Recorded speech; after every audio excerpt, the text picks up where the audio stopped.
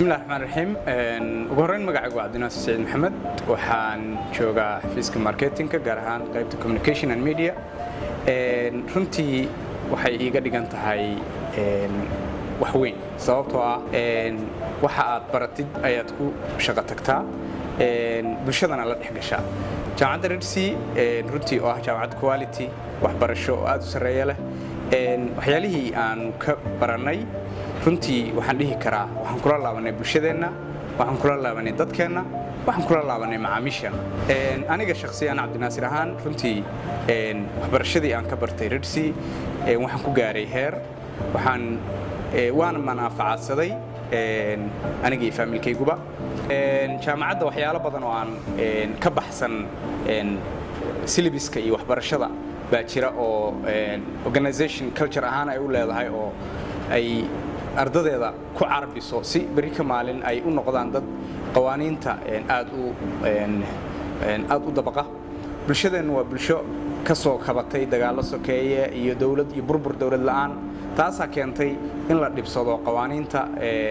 jaamacadda oo adkeyd marka taas waxaan dhihi karnaa faa'iido inoo ahayd runtii oo jaamacaddu waa jaamacad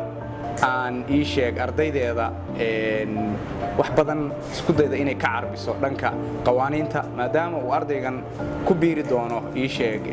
bulshada isla markaana uu noqon doono mas'uul ama dawladda ha galo ama ganacsiga qaybihiisa kala gedisan marka shirkadaha uu ku biirayo iyo institutionka dawliga qawaaniin buu leeyahay si qawaaniintaas ugu takrifalin jaamacaddu waxa ay u qoondaysay in ay ku carbiso qawaaniinteeda shirkadda Golis waxay si gaar ah ula shaqeysaa institutionada waxbarashada iyo dadka ku jira waxbarashada adeegyo badan bay runtii shirkaddu bixisaa oo dhanka waxbarashada qayb weyn ka qaadatay waxa kamid ah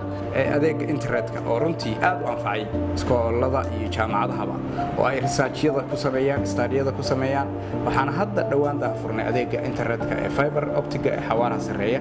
kaasoo xafiisyada iyo guryaha la gelinayay oo runtii aan filayno inuu aad u qiimo jabnaan doono